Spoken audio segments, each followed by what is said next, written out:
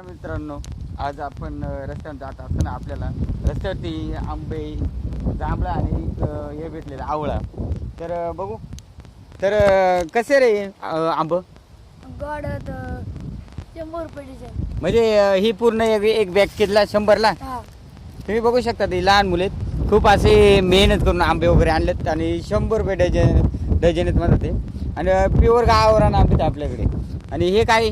जांभळ 20 रुपयाला. तर 20 रुपयाला बघा. हे काय? पळसाचे पानं.